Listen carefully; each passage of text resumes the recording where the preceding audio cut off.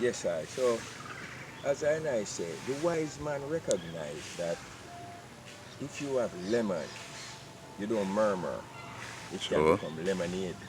Similarly, I have tabernacles. It too can become the learning center Mm-hmm. because our ancient recognized that knowledge is the key. And where I can build the children, build the youth to a higher level of consciousness through appropriate teaching and learning, and I can build a nation. Because every chain, each and every chain is as strong as its weakest link. So the goal of the great Rastafari nation is to ensure that no link is weak. And how does one go about ensuring that no link is weak? Is to provide the necessary mechanism that will make that particular weak link strong. And when all links are strong, then the nation is strong. And a strong nation is the prerequisite towards advancement. A strong nation is the prerequisite towards economic independence. A strong nation is the prerequisite to forward progress. A strong nation is the prerequisite to immortality. So I look at the Sankofa bird, I will look at the catapult, and the whole idea to go back with knowledge is to go forward. The great Rastafari nation, and yes, the Dark Foundation is not saying one must dwell in yesterday's history or yesterday's past, but to use it as one would use a catapult, or the archer would use his bow, to go back in order to go forward, to go in historical realm of yesterday, to use yesterday's positivity as a continuity today, or to use yesterday's negativity to erase it so that today there is more and more positivity. And it is from that platform that the great Rastafari nation have trod, because out of the depths of the abyss, I rose. Out of the ashes and sackcloth, I trod. So that tradition, that anciency must go forward to the roots. That roots that existed before scissors and comb, that roots that exist before even the intellectual pursuit of which we speak. Nevertheless, I know that in order for our nation to advance, I must change the course and utilize the true essence of knowledge, wise mind, and ever standing. With those three essence, I can achieve even the impossible. Yes, because we know the impossible have a habit of happening. And since it has an habit of happening, I must be the driving force behind these impossible tasks becoming reality. All right. Excellent synopsis thus far. We want to know a little bit now about this energy where it's manifesting in the form of Jabi. Which part of Jamaica that I grew up? I can tell you that when you're ready. Go ahead. All right. Now, you see, I am Dr. B, Jabi, B. You can't just strip it down to B. All right. Well, I hail from Ethiopia. And from my Ethiopian heritage, I was domiciled in Eastern Kingston. That domiciling in Eastern Kingston took I to a place at the foot of Warwick Hills. Yeah. And it's from that enclave which I evolved. I Sure. evolved with the love of Rastafari. Growing up, there was just something to I. I Same. can honestly state that there was no one individual that guide I unto Rastafari. Rastafari guide I unto Rastafari. Same. And as a young boy, as their young children are often called, I yearn for that magnetism. It's like Rastafari was the magnet and I was the steel, and I was just attracted to Rastafari.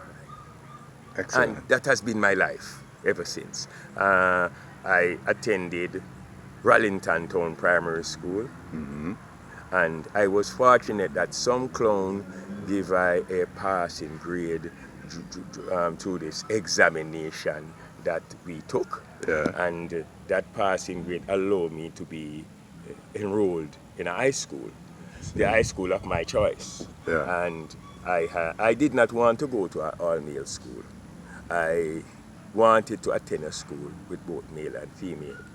My two choices were Aggie, better known as Excelsior, and Cedon, better known as Camperdown. And when I visited both campus, for lack of a better term, there's a vibration.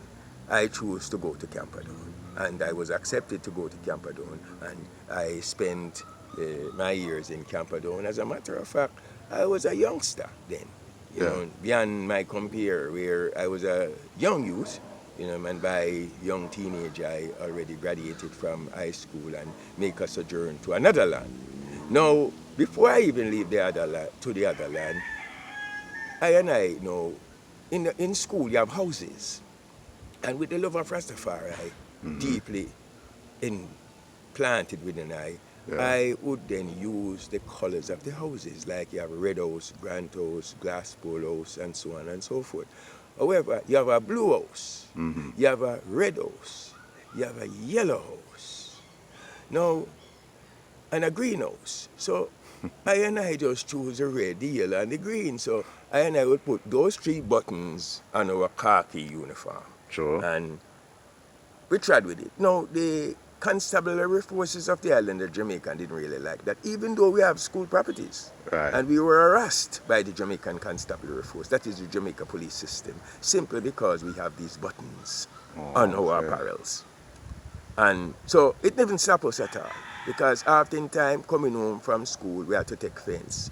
One important place that I would stop at coming home from school, I would stop at Rockfort, where the Count Azzy and the Mystic Revelation Rastafari encampment. Before you go on further, which year was this for the school, for Camperdown? Which year did I attend? 72.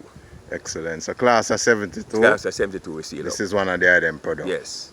Right? So we seal up in 72. So when we left, we, like I say, in the evening, leaving school, we would stop at Count Azzy and the Mystic Revelation. And one of the things that we observe is that no herb was there.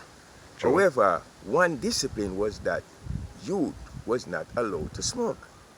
The youth would sow the herb, in other words, cut it up for the elders, but they were not allowed to partake. So any partaking was done without the knowledge of the elders. Hold on there, that's vital. I want to slow that down again. So the ayah say, even though the eye them as youths gather amongst elder Rastafari, those races never allow youths to smoke. No.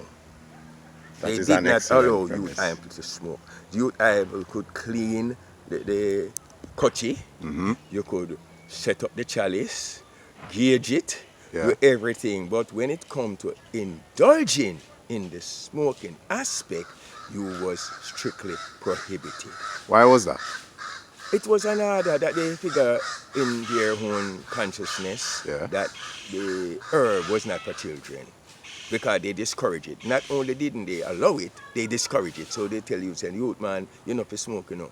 One thing they stress is youth man to go to school, grab an education, because they wanted, in all reality, that I to excel above and beyond where they were. And they look at the herb as a limitation in that advancement. For better or for worse, for true or for false, that was what they viewed at that particular point in time. So we choose. We're born with herb, you know, but we did it in hiding. Right? There's not anything as if they're going to prosecute you like the system did. It was just a sound advice. And later on in life, we learn that it is never late or too late to take sound advice. So in looking back, we say, say that was a wise move, because we can see how many of you now just smoke and smoke their life away, not recognizing that, smoking is just a part of and is not the. Because we have heard utterances from artists and even elders that say, if you don't smoke, you're not Rasta. True. Yeah. I face that as I Yes. want to don't smoke. Yeah, there. so we learn these things, and that didn't stop us from still advancing. Truly. So once we leave school, make the sojourn, first and foremost, we rewind a little bit. Yeah. And I decided to wear dreadlocks in school. But that was a difficult scenario because what we had to do now, we have to use police grease and pat down our hair. So as soon as a little dread start to pop out, we just pat it down with a little police grease. Now, what is police grease? True. Water. That's what I usually call it. Water. That's one of the words so I usually use. So we just call water police grease. And you just get a little water and you pat it down your head. So as soon as a little bud come up, you stuck it back in and pat it down. But you never really use no comb. You never really use no blinders or scissors as them call it. You never really shave or none of them things. They use them things to go to school. So in graduation now, and I was able to maintain the love of Rastafari through different schooling outside of the island of Jamaica. Now, there's always a passion for herbs. For example, you'd go and you'd pick your tea, whether it's some lime tree, you pick a lime leaf or a ackee leaf or some peppermint or some soursop, that would be your tea. And that kind of a levity play a very important role. But let me rewind again. Like by 69, my mother relocated to the United States. And that was very significant in the sense that now, as a youth going to the Camperdown school, you had no mother. Mother gone. My old man, our father, as it is called, he now worked in the country. So I am in Vineyard Town, Bygrave Avenue, with no guardian. Yeah, he left someone to really look over, but from the first week, me and that one they couldn't agree because them never I was not moving to the consciousness of what I envisioned. So when my father returned, I asked him, please, I can survive, which means I had to cook for myself. Wash, clean, and do all these things and still study on my own. So if I choose to be a dunce, I will be a dunce. If I choose to do my homework, it's choice. What was some of the things that I think our sister, this particular guardian wasn't doing? Why the I express But one, the guardian want to give me meat to eat, and me is vital, and my parents knows that from a youngster, if they make meat for me, I don't eat it. What age this was for you? Well, them time I'm about 9. And the I say from the age of 9, me no I have the awakening. Awakening, not to want it. Not because I was trained by someone else, but just a desire. I don't want it. So you give it to me for lunch, I bring it back home. You share it in the plate, I just don't want it. So the inner self has speak to the I from that time. Yes, my inner self says Perfection. I should not have that. So what happened though is that because my old man, my father, worked in a different area of Jamaica, right, a different parish, he only returned home every 2 weeks. Because the commute back and forth, especially in those days, was no fun. Right. So he would come back every 2 weeks on a Friday, spend a few days, and leave again Monday, come back to. So the first time he left me some money and say, son, this money if you keep you. By Wednesday, Tuesday, after the first week, the money done. I go to Carib, I go to Rialto, I go to Stater, and I sponsored everyone. So the budgetary skills was lacking at the time? I didn't have there was budgetary skill. There was no budgetary skill. Because obviously, why would I have some resources to last I for 2 weeks and it done in 2 days? And then I had to survive now those subsequent days without no money. So my favorite meal during those subsequent days was ear pie and nothing chops because there was nothing to eat. Eat white squall and water. That was it. Because none of these brethren are friends, because it was friends, Yeah. was able to assist me with any meal, even though I spent off my money in show. So there was never a situation where them even share for them liquor with the Share eye. what? Share what? Because they are under their parentality and they couldn't take out the food out of the house and all them something. Yes, one would try to assist in whatever way, but the assist was little to none. See. So that teach I a essence of budgeting. So it's the second time the old man give I an allowance for 2 weeks. When him come back, half of it left. True. And that was my first lesson in budgeting as to how one is able then to survive in a perilous situation. I had to learn it the hard way. And believe me, no other time. Once the brethren give I some resources, the resources finish before he returns. So, Because the next thing was on my mind. What happened if him didn't come forward one of the week? see that? I had to have something in a race. So what I also do too, I learned to make pudding, jackass can, greater cake, all these different things. And when his friends come, they would eat off my pudding, but them give me money for it, so it's not a resources. So So the even though I made business it start. for myself, business begin right there. Sure. So even though I did it for myself, and when we're talking about pudding, you know, there was no oven. It's fire top, fire bottom, and hallelujah in the middle where we do it outside. Yeah, we See, know them them basics the there. traditional way. And we Yes. build with jackass can and we roll it out and we work with jackass can. You see, with coconut, we make with blue jars and we boil it, or tire leaf if you prefer. Dukunu. Yes. We boil these things and we made it. So it was our doing. The sea mass was our doing. You see, so we had to do these things in order for survival because again, the things that I ate was not the common things that others around me eat. So I had to make my items to steam my greens, callaloo, primarily the greens and cabbage, because there wasn't much green on the island. See, unless we were use any wild bush. And the only wild bush we were able to accrue from the Warrigal here was banana bean and susumba. Yes, the banana bean there. Yeah, because the banana bean was,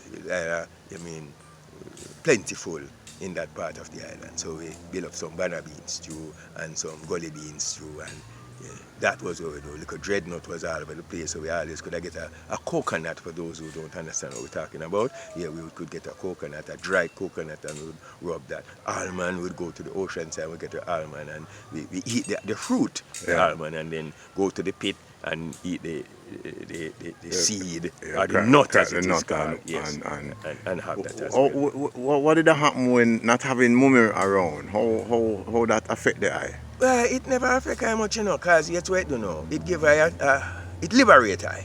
So it was a melancholy experience, a bittersweet, yes, not having mommy, you know, you miss mommy, because mommy was there to do certain little things, but at the same time, mommy, you know, the nagging woman, regular business. Yeah. So the eye never missed. No, I never missed the nag man dreadlock. As a matter of fact, one of the day when I came home from school, who was in the home? Mummy. Mommy. Lord Jesus Christ, my son dreadlocks. That's it, because what happened is her friends send her telegram, you know. They would even write her a letter. Them send her a telegram say, you need to come see what go on with your boy inside Jamaica, and she don't tell us nothing. She don't even tell her husband nothing. She just come she in. Just show up. Surprise. And when I come from school and I want the evening, I come from with the Rastaman bridging them now and come in.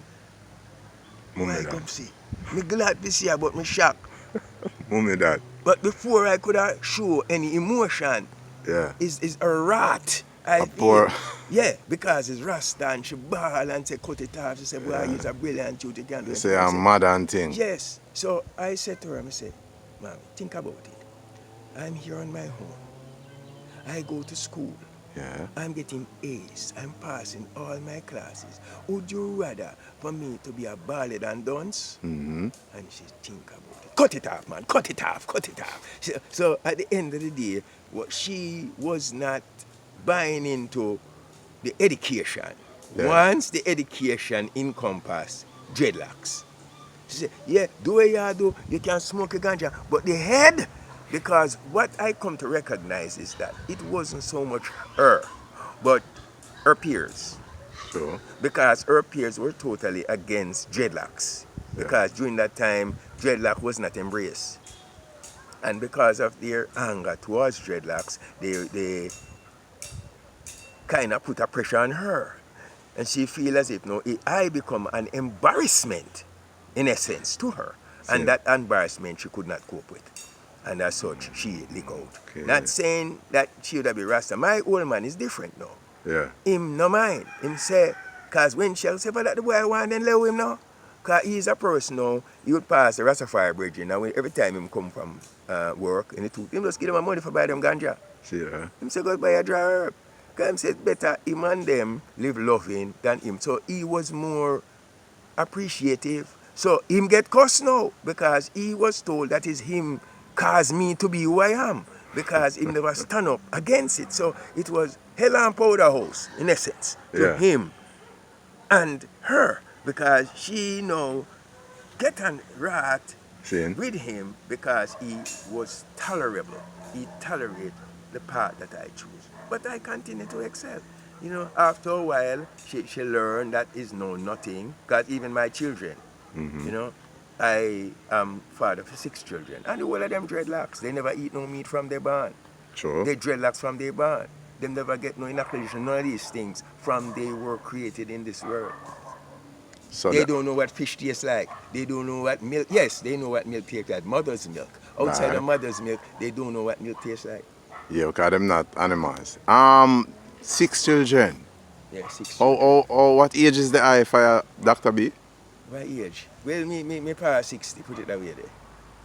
And look at the eye. Yeah, my pa Nah 60. limp, nah pop down, nah walk and hop. I am profile at the same age. Okay, I shan't say.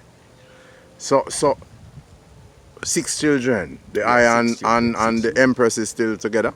Yes, the Empress is still there, yes. The eye want just, you know, if you shout out maybe even her first name and, you know. Well, her first name is Primrose. Yeah. Empress Primrose. Yeah, and she has been kind enough to be the mother of 6 children that I participate in bringing in this world. And as a matter of fact, the union was a very unique union in the sense that I went to a place in the New York area known as the Bronx, and there was a home of a friend of mine. And I went over to my friend's home, and my friend's mother asked for a furniture to be moved. But while at the home, there was, at least half a dozen male and a few sisters. And no one moved but the sister to help to move the furniture. So both of us moved the furniture. So I said to, the occupant of the home, said, that's Iris' sister, because she decided to go help her move the furniture. Rather than our next none meal. of the brethren, them never move. True. So that is what drew my interest. And of course, as the story would evolve, I said, listen, me check for you, but yeah, me get 2 weeks, make if you want Rasta, and after 2 weeks, me got my business. Just like that. Say, and Rasta, serious business, just like so. So we expressed it, and after a fortnight, the sister said she was interested, and Babsy Kai should go Tingo Shell.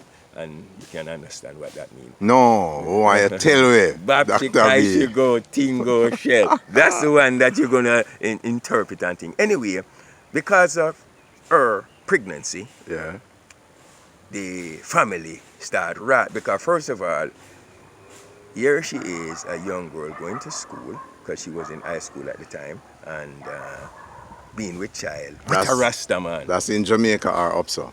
In the United States of America. Cool. Now, it's a problem to the family rat. So, since I started talking to you, they moved her to a place called Brooklyn, which is another borough from New York, and they put her to a place. I said, where's she there? I asked her friend, where is she? In other words, and they said, well, they got her to Brooklyn, them gone to her aunt. You see, because I know her home, I know where she is, and so the place in Brooklyn I know not. So what happened is that I find out, and they say it's a place near Erasmus, a building near Erasmus. No address, no nothing. And I decided I'm going to take the train. Sure. And I took the train from the Bronx to Brooklyn, and I get off in the area where I was instructed a building is supposed to be. When I get out, I see multiple buildings. Yeah. I said, gee whiz, no, which one of them building here? And these buildings have countless 40, 50, 60, 80 homes in the building. How do I know where to go? So I went in the first building I went into, I go upstairs and I come down and I stop on the third floor. And the first door I knock, she was at the door. Yeah. Of all the buildings, the sister was at that door. And it's another rat now because her aunt was there, said, Jesus Christ, how you find him? But she was a little kinder than the parents in the sense that once I found her, again, she was more receptive. Say, what am I going to do? And I said, listen, Rasta, we are living now. This is not a fly-by-night experience, etc. So we decided to live the liberty that kind of way there. So thereafter, we went back to the Bronx. Yeah. In 2 days, she was in England. So they move her again a third time? This time to the United Kingdom. Just to try to deny the love, Just to deny Rastafari more than anything else. Yes, it wasn't so much the love, but Rastafari because of who I am. And, you know, I spoke to her mother who lived in England. Mm-hmm. Right? Her father lived in the United States, so they sent her to her mother in England and the reason about the whole situation. And, you know, her sisters kind of love the way I express myself, etc. I mean, very intellectually, so I speak to them not in the jargon of I and I, but to talk to them in a on the level where them used they can to understand, and you know, I and I would say I understand. So they were very taken aback by my level of education and what have you. So that kind of helped me, you know, soft. During this time, she was with child? Yes, she was a child when she was a child. I'm telling you, all these things happened before the first child was born. She was. Oh, nice, because my first youth was born in England, because she did not return until she returned with the child. Sure. Because she's saying, okay, you're comfortable there. I speak to her, I make sure whatever financial resource I can have, I send it off so that it wasn't a situation where the parent and the other members of her family become the responsible party in her financial upkeep. Excellent. I make sure I take my responsibility even before the youth was born and take it through to that level. And you know, the youth come forward. I said, my only request, which I did initially, is that any children I and I have are dreadlocks. Any children I and I would have together must not eat any animal product. So that's established from the outset. Before there was any sexual relationship, much less pregnancy. Excellent. None. Excellent. So that was a platform on which we built. And give thanks, the sister work with it now. Once she returned to the United States, what I said now is this: you have to finish your education. I will help you. What age she was at that time? 17. Right? I said, I will help you. You're going to go back to school, you're going to finish, get your high school education done, and any project that you do at home, I will assist you in doing it so that you can excel. And I did as I say, and then when that's done, once she graduated from high school, I say, education doesn't end here. I say, my head can take me. Yeah. I may run you out of my life. Sure. I want to know that you have something that you can turn back to as an education. Right. Because if not, you're going to become dependent not only on myself, but any other male. And you know male stay. True, true. Male are something where leave from post office to post office. And we know we don't want that, so to speak. So I assisted in her garner education, and she said, what do you like to do? She said she like to do nursing, and we help her through many of the papers. We help her with, and etc. Today she is a registered nurse in the state of New York and has been that for. All because of the high benevolence? No, all because of her enthusiasm, wanting to do so. Because remember, you can lead the horse to the water, but you can't force them to drink. So recognizing that, yes, I would be like a little mustard seed in the persuasion. However, without her wants and desire, it could never have happened. So I will take a minimal amount of credit, if any credit at all. True, but we see why I say it that way because we see males now, some males today would not have encouraged a self-empowerment for female because of their own insecurity. And that And male don't miseducation even have too. nothing to do with whether them is Rasta or Christian. Miseducation. Yes, so You see, so we learn from the beginning that equality and justice stand for all. Equality and justice doesn't only stand for a masculine gender. Equality and justice stands for all. And these were some of the platform on which we built our life. So the sister would realize, say, listen, you wear what you want to wear now. I encourage you to wear dress. Don't bore my child ears. So my daughter ears was not bored because I don't believe in pierced ears. that's great. See? So even to today, she wear earring but not pierced earring. Clip-ons. See, so these are some of the values that I adhere to. And fortunately, there was no fight because it was a yearning to learn. Because I spent my time at the Shamburg Library, the Library of Congress, different things, trying to enhance myself in the knowledge of the black consciousness, the essence of who we are as a people, and how we need to catapult to the next plateau. So that is how my children are. That's why I say, and incidentally, that child was a daughter. By me speaking about the earring, perhaps you may have that reflection, but today it means nothing because male and female have your earring anyway. True. See, but during those times it would be, earring would be a female apparent, thing. yes, thing, so to speak. So that was my first child, and we have subsequently 5 boys. So we have One girl. And 5 lions. How many years that I been with the Eye Empress, Sister Primrose? Well, I tell you enough, I don't take kids, because my eldest child is 43 years of age, so Oh, excellent. it's a few years then if you add it up. Excellent. Excellent. What year did I start the eye sojourn into healing and how it came about? Well, healing is, like I said, from a youth, there was a passion towards it. Yeah. And because I excelled in chemistry and physics and biology as a student here and in universities, etc., which I don't want to go into all of that because I went to an Ivy League university in the States. This thing is going to be all over the place, and some of the things that I did is, gut-wrenching when I left, because first I went to a community college, then I relocated to an Ivy League because of my grades.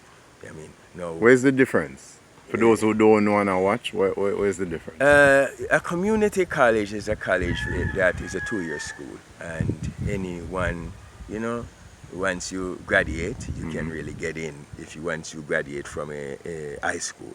Now, an Ivy League, you have to have certain grades in order to be accepted, and even when you applied, you have to be accepted in order to participate in that kind of learning.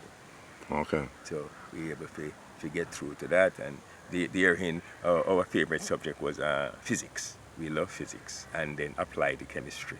So with the love of physics and applied chemistry, mathematics, you know.